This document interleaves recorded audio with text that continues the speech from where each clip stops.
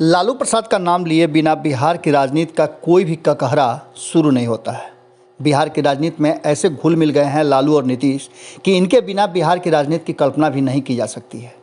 जिस तरह से आपने देखा कि लालू प्रसाद पूरी तरह से शांत और चुपचाप है, हालांकि बीच बीच में उनके कुछ बयान आते गए हैं और कोई ना कोई ऐसी बात सामने आती गई है जिसको लेकर के लालू प्रसाद बिहार की राजनीति में पूरी तरह से पैवस्त हैं। ये बातें साफ तरीके से झलकती है। पिछले कई दिनों से लगातार इस बात की चर्चा चल रही थी कि जी एक तरफ जहां एनडीए में घमासान मचा हुआ है, वहां महागठबंधन भी पूरी तरह से ठीक ठाक नहीं है, उथल पुथल बड़ी मची हुई है।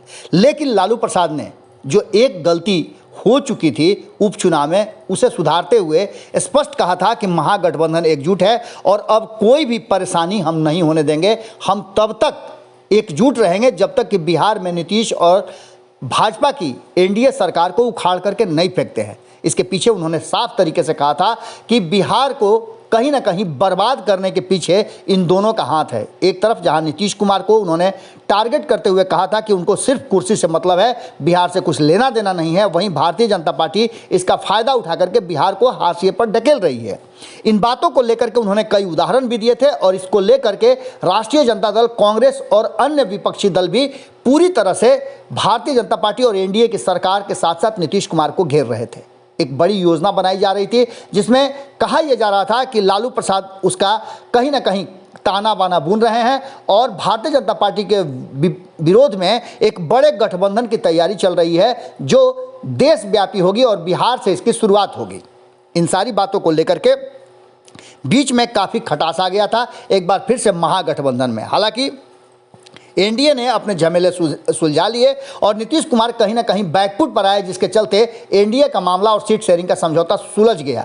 लेकिन घमासान अभी भी जारी है और इसको लेकर के आपने दिल्ली में देखा होगा कि किस तरह से जीतन राम मांझी हों, शरद यादव हों या अन्य नेता हों जो एक्शन में हैं। कांग्रेस भी पूरी तरह से एक्शन में है और कांग्रेस भी चाहती तो है कि वो बिहार में सत्ता परिवर्तन का हिस्सा बने और वो महागठबंधन का एक प्रमुख घटक दल बना रहे। इन बातों को लेकर के एक समझौते पर आकर के बात अटक गई थी और कहा यह जा रहा था कि बिना लालू प्रसाद के ही और बिना लालू प्रसाद से मंत्रणा किए तेजस्वी यादव ने ये बात कह दिया था कि वो एमएलसी चुनाव है उसको अपने हिसाब से लड़ना चाहते हैं। और कई ऐसे बयान आए थे जिसमें कहा गया था कि कांग्रेस को एक बार फिर से अपने आप को तैयार करना होगा और अपने औकात के हिसाब से सीटें मांगनी होगी। लेकिन इन सब बातों से आगे की बात बढ़ गई है और कहीं ना कहीं एक बात तय मान के चली जा रही है कि लालू प्रसाद ने एक बैठक बुलाई है। हालांकि ये दौर लगातार चल रहा है और इस बीच में 10 तारीख को लालू के पटना आने की भी बात की जा रही है। हमने जब बातचीत किया था मृत्युंजय तिवारी से तो उन्होंने कहा था कि अभी फाइनल तो नहीं है, लेकिन हमारी कार्यकारिणी की बैठक है, उसमें बहुत सारे फैसले लेने हैं जिसमें लालू प्रसाद की उपस्थिति जरूरी होगी। लेकिन स्वास्थ्य कारणों से वो ठीक रहे तो निश्चित रूप से आएंगे। लेकिन इस बीच में दिल्ली में अभी एक बैठक चल रही है जिसमें कई बड़े नेता मौजूद हैं। कांग्रेस के तरफ से प्रदेश अध्यक्ष मदन मोहन झा के साथ साथ जो राज्यसभा सांसद हैं अखिलेश सिंह, वो भी मौजूद हैं और कई नेता वहां मौजूद हैं और बैठक लगातार जारी है। इसमें कहा यह जा रहा है कि बिहार की राजनीति पर तो चर्चा होगी, इसके साथ ही आज 24 सीटों के एमएलसी के चुनाव पर जो सीटों को लेकर के खींचतान चल रही थी उसे भी लालू प्रसाद सुलझा देंगे, ऐसी संभावना व्यक्त की जा रही है। इस पूरे बैठक के बाद क्या कुछ निकल करके आता है वो देखना काफ़ी दिलचस्प होगा और ये कहीं ना कहीं एनडीए को एक बड़ी टक्कर देने के लिए लालू प्रसाद की एक रणनीति का हिस्सा भी माना जा रहा है।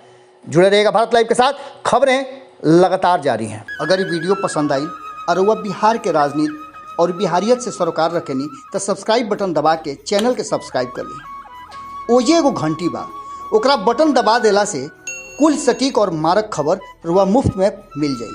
अगर रुआ पत्रकारिता के हमनी के नया प्रयोग में सहयोग कर चाहतानी तो ज्वाइन बटन दबा दी।